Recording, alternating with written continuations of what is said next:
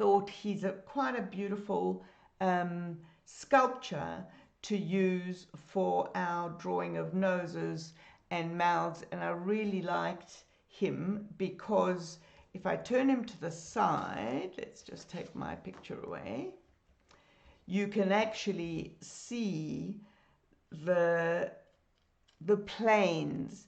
So a plane is the particular direction a certain surface goes. So what can I find?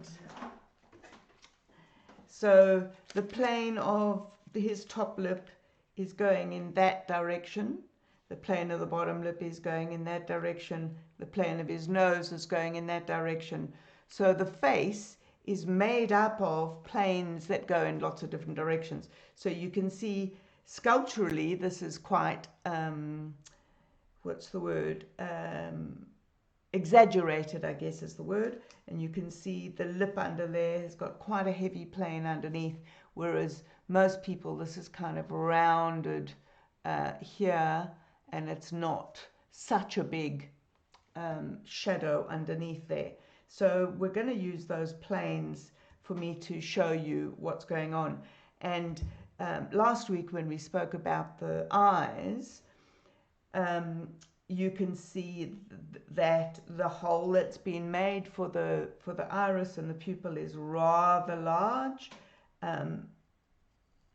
but there is still a plane of skin there, so which is casting a shadow, and a plane of skin there, and his brow, which then casts a shadow. So if you actually look at the photograph where the light is coming from the top and the side, you can see the shadows that I'm talking about. Okay, but I am going to start talking at the outset based on a photograph of me, and the reason for that is because I want to point you in the right direction with some of these things that we tackle. And the oh, you're in Bosnia, Jasminka, and Lois and Rita, hi. Nice to see you again, Jasminka. Okay, so sorry, just got a bit distracted. I realized I hadn't scrolled down to read your comments. Okay, so I want to place some of these features on the head for you because I know I did this in full in the portrait, the self-portrait drawing video. That's got it in full, so I'm not going to go into it in detail, but I am going to show you more or less where these facial features are placed on the head. So if you know me well, you know that the eyes are more or less halfway between the top of the head and the bottom of the head, and that's where the eyes sit. And I like to look at the eye measurement from there to there, so I use my pencil, and you will find that the eye measurement in between the eyes is one eye width, and of course the other eye is the same width. So these are very basic proportions. They are slightly modified between people, but they are there to help you with basic proportions. Okay, so one of the things that we get wrong, and I really mean we, because I get this wrong all the time, even with my experience, my tendency is to do this as well, and that is to get the nose too far down. We usually elongate that nose when we draw portraits, and it's not a good look. So obviously in the sculpture, he's quite elongated, so we're not going to look at that for correct proportions. But one of the things that I found is that if I turn my pencil around and I look at where the length of my eye is, so I didn't get myself a piece of paper. Okay, so if I look at that being my eye width and I turn it down, that area there is the same as that. Okay, and you can see that it kind of sits where the nostril is. the top of my nostril is actually there, so it's a little bit lower in this case, but I often, and now I know why, I often draw it and have the top of the nostril at the eye width down. So that's one thing I'm correcting for myself today. But it just shows you that's how short the nose is in terms of where it is placed on the face. And if let's say I halve that distance, so now I'm looking at from the end of the eye to, let's say, where the pupil is, so halfway across, and I go down from where the eye ended, that's about where the nose ends. And in fact, it was my nose is ending a little bit shorter than that. So I can now see why I'm drawing noses a bit long. So you can see that was the eye width. If we add another half onto that, it's just a bit shorter. So in terms of positioning your nose on the face, if we're drawing a head like that, and we've got our eyes halfway, let's say our eyes are good old almond eyes that we draw, and we go, okay, that's an eye width, that's the halfway, go down, the nostril is a bit shorter than that, and the tip of the nose is a bit shorter than that. Now, one thing I will show you, and hopefully that is going to work, is if you go straight down, and this is, guys, why I ask you to use a ruler or a straight edge, so a piece of paper or a pencil, to go, where are things vertically, where are they horizontally. So if I go vertically, I'll use that eye because I haven't marked it up, down the side of my face, you can see that my nostril is going as far out as the edge of my eyes. So basically, that size there is the same as an eye width or between my eyes. And in my case, it's a little bit wider, but more or less the nose fits in there. So don't draw narrow noses, okay? So that's a very good thing to remember, is that the nose, actually, I'm not sure that let's use the top of the page as a vertical. Yep, that is right. Okay, so the end of my eye is there, the tear duct, so my nose is a little bit wider than between my eyes, but it's more or less there. So don't draw your noses all narrow. Lots of people draw long, narrow noses, something like that. The other thing, another thing that lots of us do is put these two lines down for noses. So depending on the shadows, depending on the lights that are on, and I hope my lighting is good today. It was terrible on Tuesday, but I've charged my batteries, so I hope you can see. I can see that the light on me is not the best, but should be okay. So, sorry, getting back to the nose, it's not helpful to draw those lines on. They actually don't exist.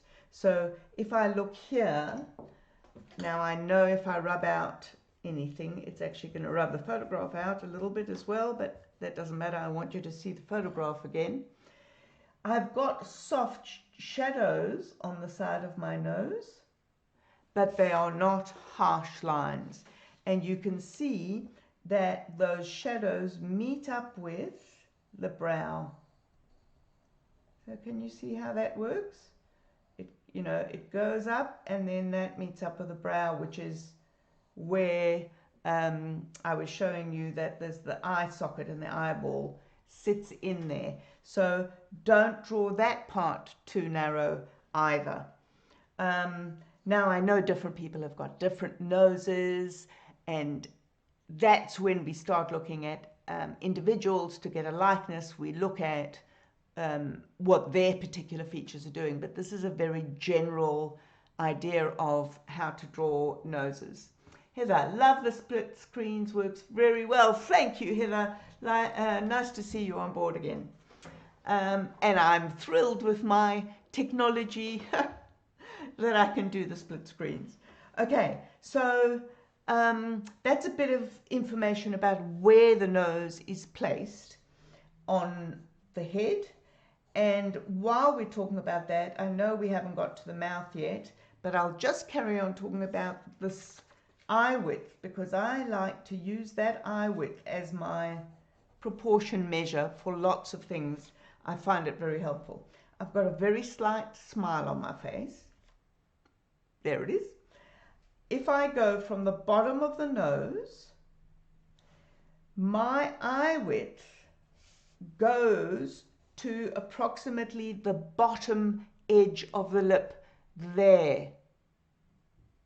Lots of people think that this line here is halfway between the bottom of the chin and the nose, and it is not. Okay, in fact, that line is probably going to be, and yay, it works.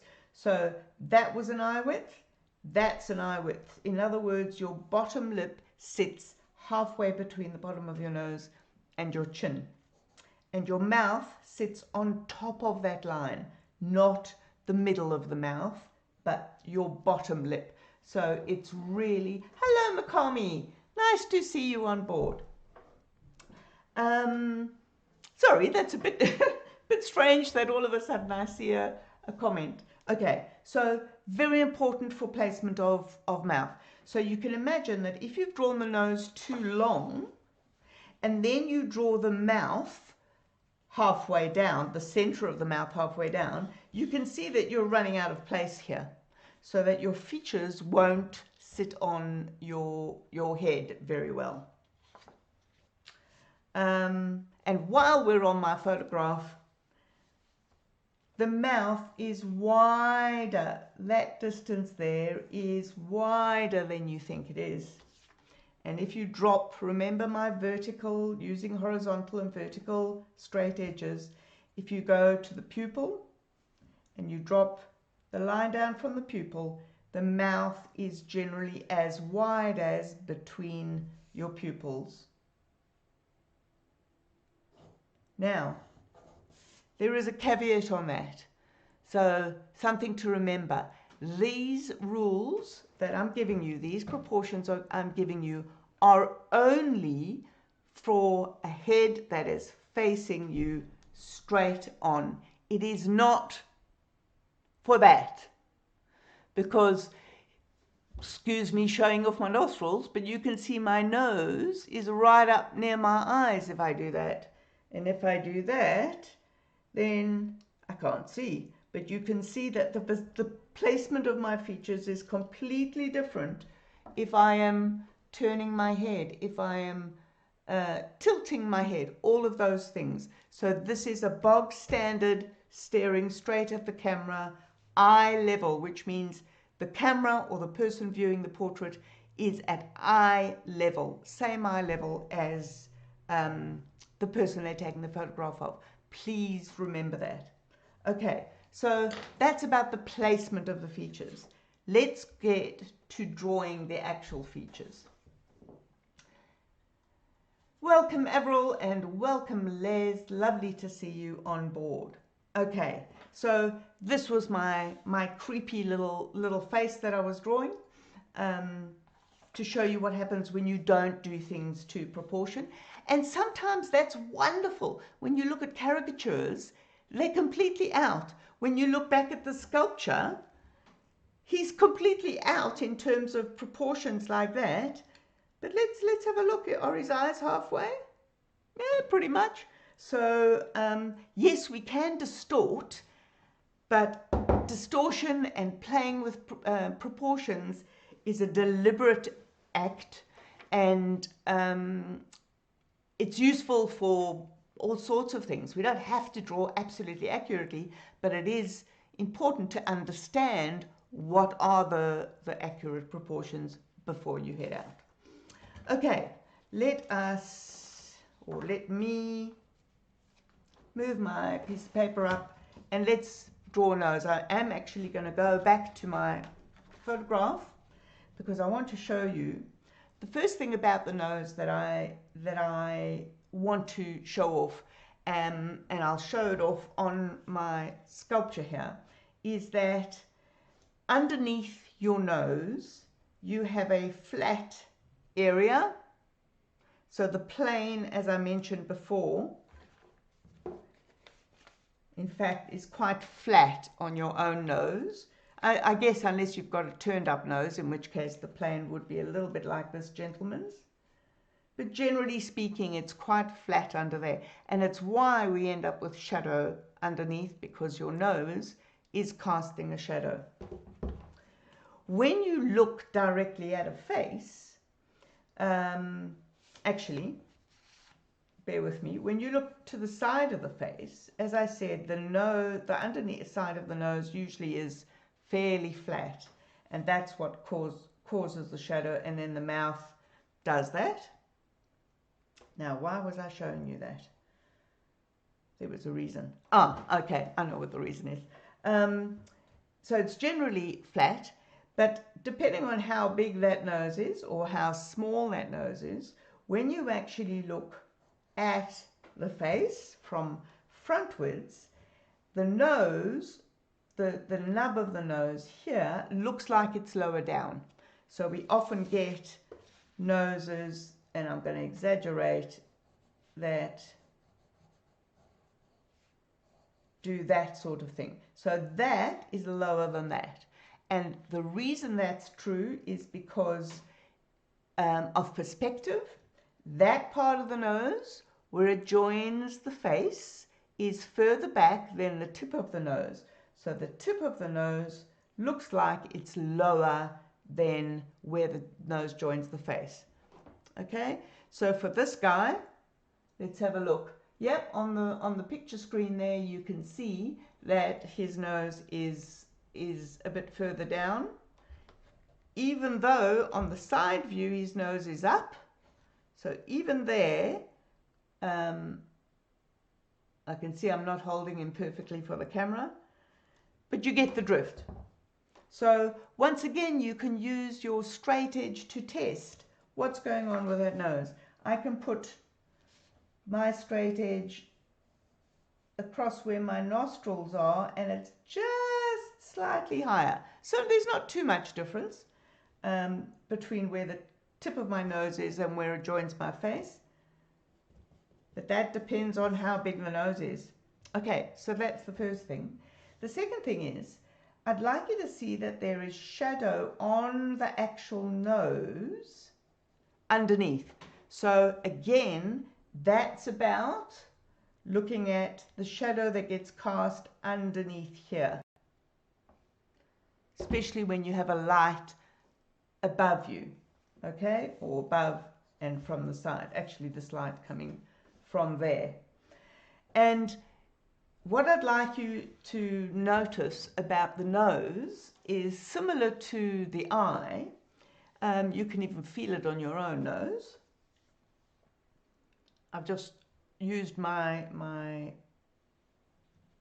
kneadable eraser to add a great big hunk to the tip of the nose there. It's not really demonstrating, but there is kind of a fleshy nub on the tip of your nose, and I can feel there's a little bit of a dent in there in my nose, but generally speaking, the folds of the skin go over that nub. And in the same way as I spoke to you about the eyes, and the eyes had shadow underneath, if the light was coming from the top, so this has got shadow there, not sure if you can see that. The underside of that nub will have shadow on. Okay, so you've got to make that look like it's spherical. Yes? And of course, where your nostrils are, they are also in shadow. So if I look here, they are fleshy bits of skin, and you can see on him the fleshy bit that goes round. So you could actually almost draw another spherical shape there, and the nostril is inside that sphere. Okay, so you've always got to be conscious of this being a form, a three-dimensional form, so that as the nostril goes round, that also gets shadow on, that also gets shadow on. And when I said don't do those lines there, sorry, I didn't realize my head was going on top of the camera there. The lines that go up depend on where the shadows are. So I haven't got strong shadows on this particular face, but if my light was coming there, there would be more shadow, excuse me, on that side. There would still be shadow underneath, and in fact there would be shadow underneath. So in my photograph, I've actually got shadow right underneath there because my light was right on top, I think. So the shadow there is quite even, and it's not on either side of my nose. Well, it is on either side of my nose, but one's not bigger than the other. So understanding this nub of flesh, or whatever it is, cartilage, is really important to shading your nose and making it look three-dimensional. Okay, I didn't expect to take the whole 30 minutes doing the nose. Savvy, welcome to our live video. Nice to see you. Okay, one thing I notice when people do portraits, and it is a pitfall for everybody. Oh, excuse me, my throat is a bit dry. And that is, people like to give big black nostrils.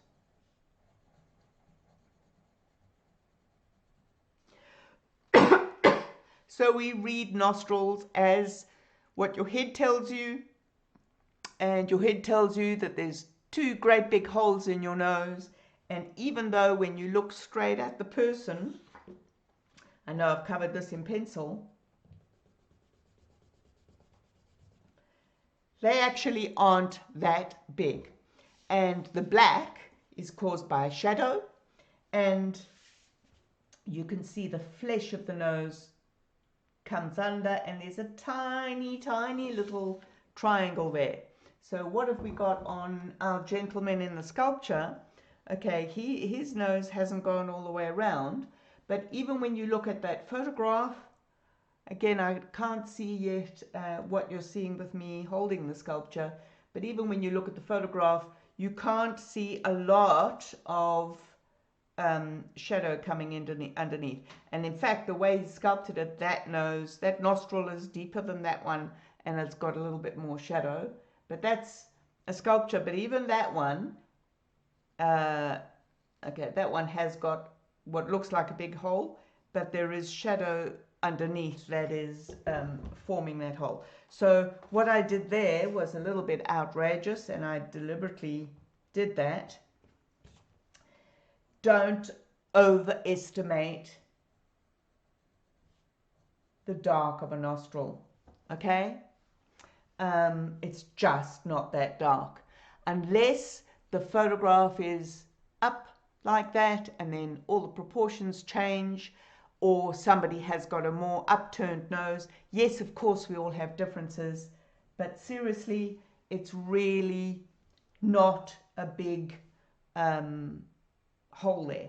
Now, I've noticed that as I'm playing around with this, I keep on putting another line there, and that's not particularly helpful. So as you get to know me better, you will know that I ask you not to put strong lines on and not to emphasize edges, and that the edges should appear because of shadow and tone. So I'm not quite sure why. Well, I am quite sure why. It's because I'm a human being and I fall into the same traps that you guys do. I'm just slightly more practiced at recognizing it like I have now. So if I actually put my shadow that the nose is casting on, you can see, what pencil is this? This is an HB pencil. I don't usually work with an HB pencil, but you can also see it doesn't really matter. Ah, there's my 2B. So if I put the shadow on, you can see that the nostril shadow has crept in, joined up with the shadow that the nose is casting. And that shadow won't be, depending on the light, but generally won't be as dark as the shadow from underneath the nose. Okay, so we've got something a bit weird creeping into our nose there. That's from all my demonstrating.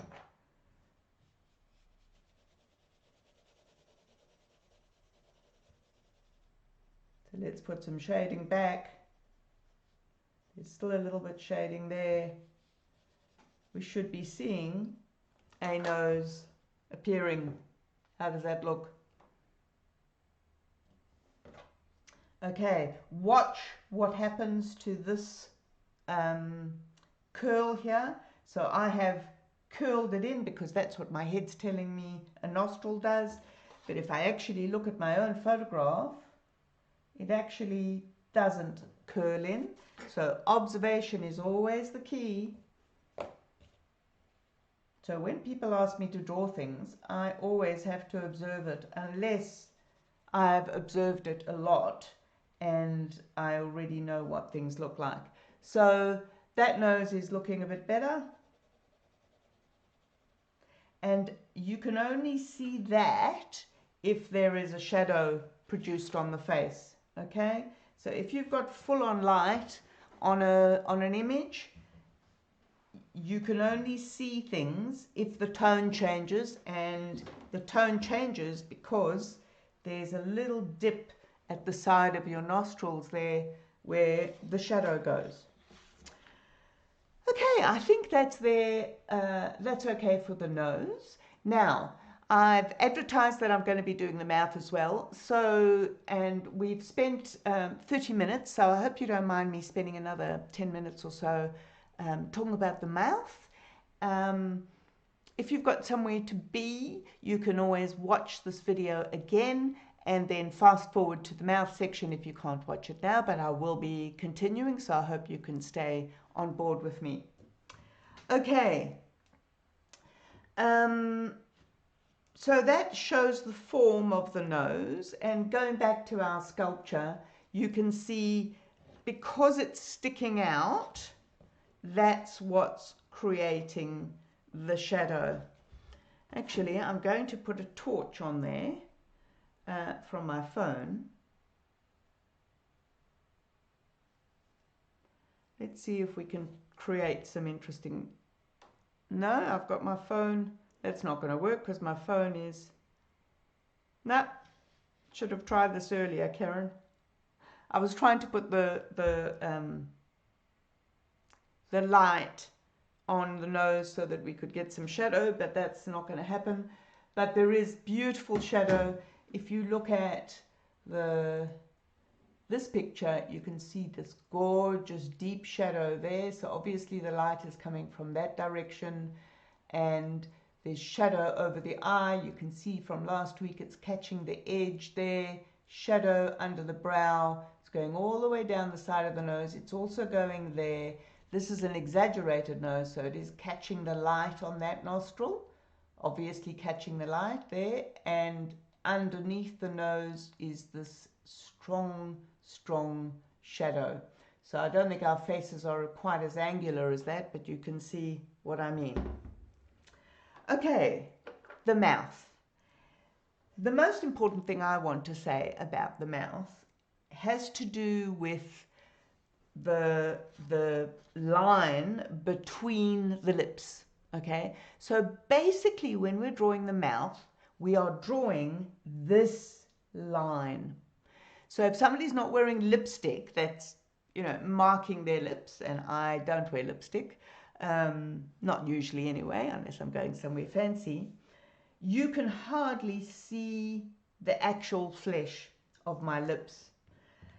What you can see, however, is not only the line where the lips join, but you can see that the top lip is in more shadow than the bottom lip, and in fact it is actually casting a shadow on the bottom lip as well. So if I come to our gentleman here in the full light,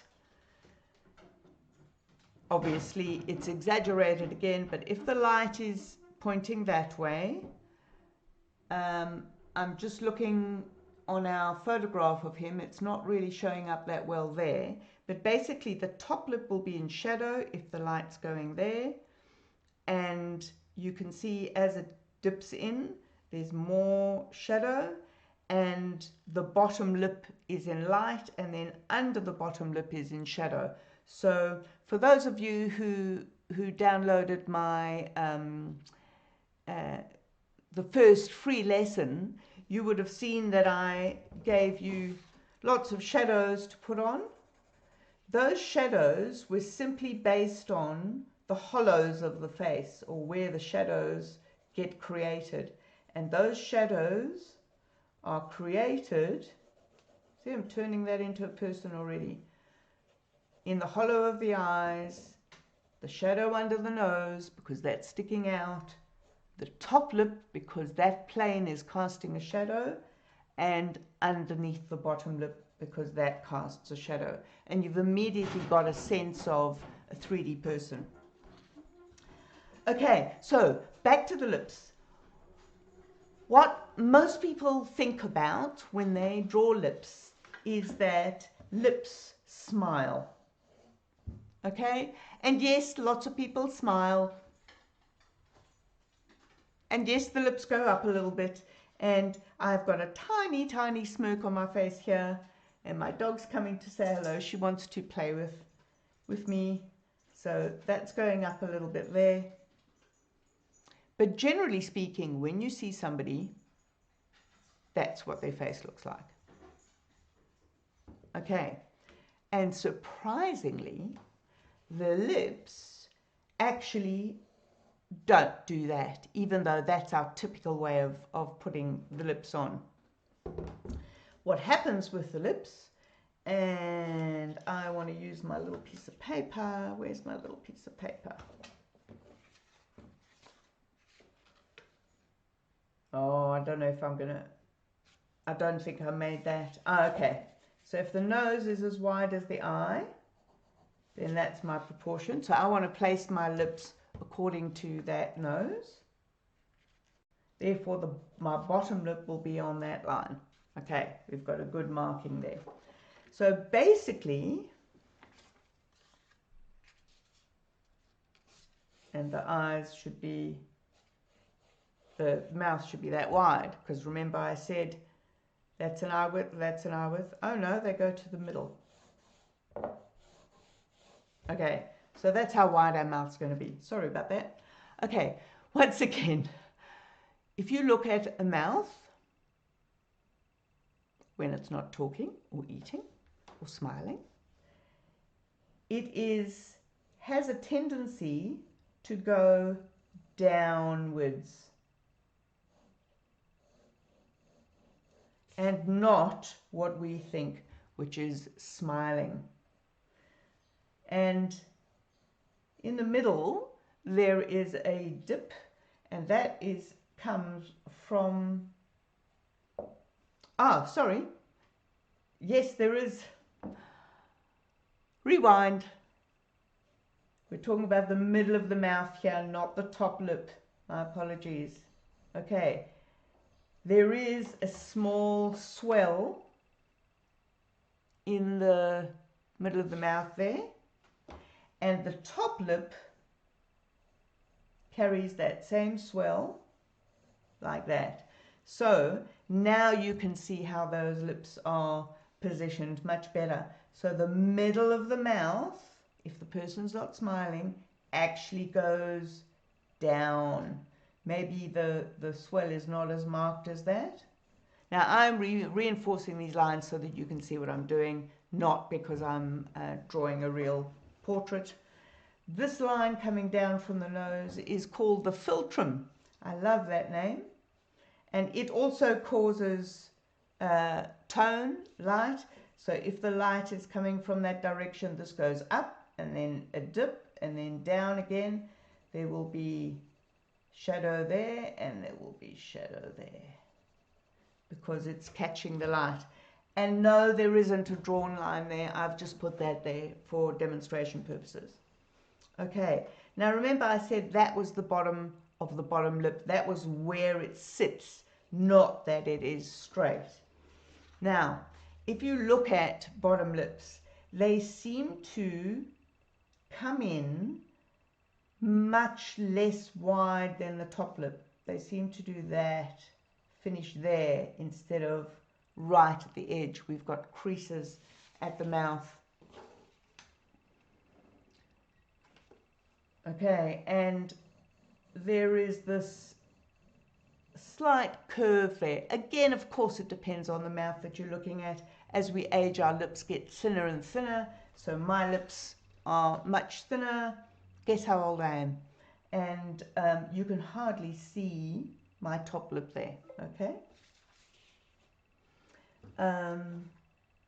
My phone's just reminded me that I have my torch on, so I should turn that off before I do anything else. Okay, so the plane of that top lip catches the light. So if we put that top lip into shadow,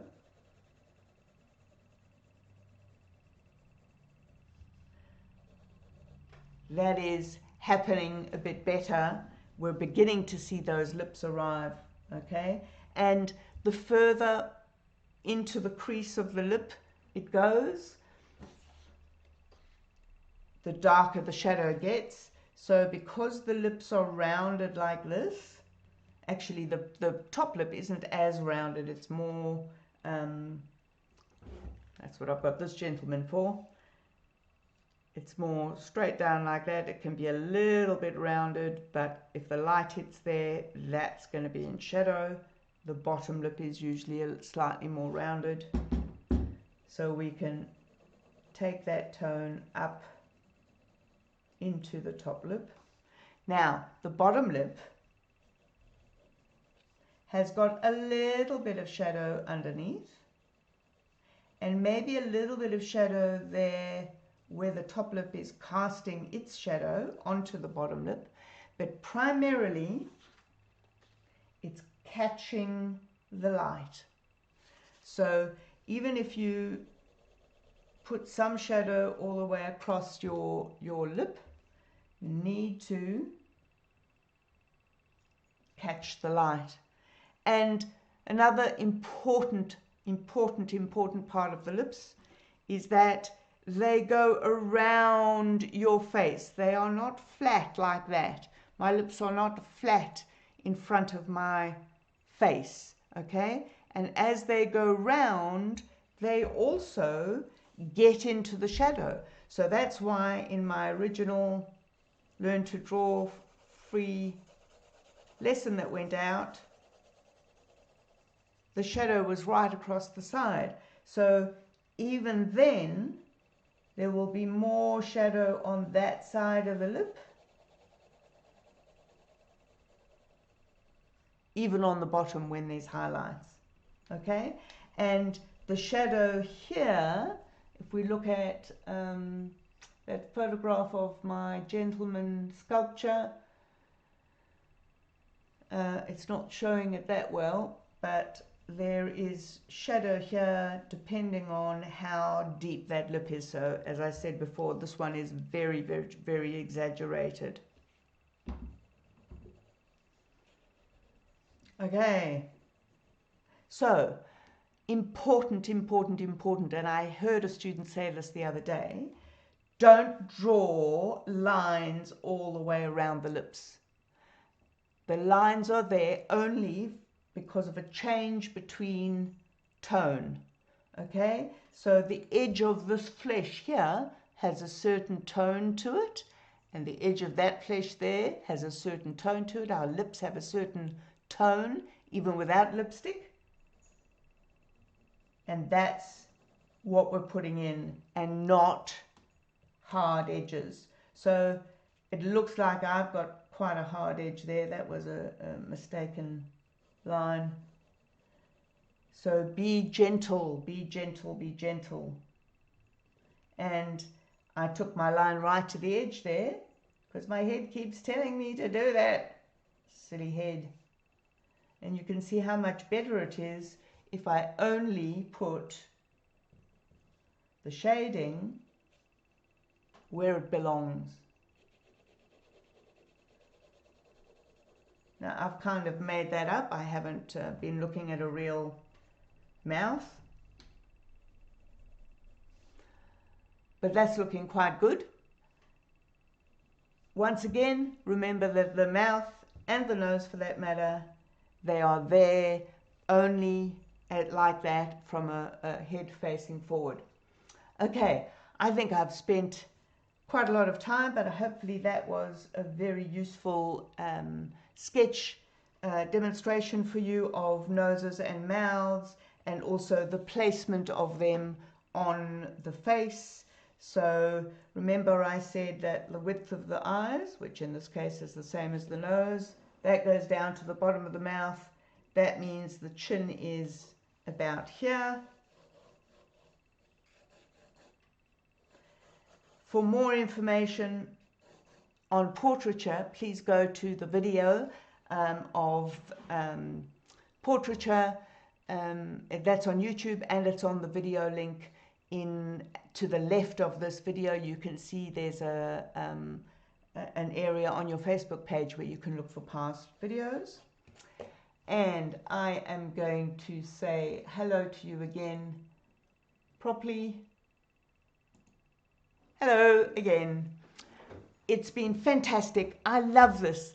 I tend to go on and on a bit because I just want to give you all this information. So I hope you've enjoyed this. Nose and mouth. What about them is going to change? Why this three-dimensional form of our head changes what the mouth looks like. Same as when the eyes turn, as the mouth turns, you see different parts of the mouth. I haven't even gone into that. I think it was enough that I did what I've done. So it's been delightful having you on.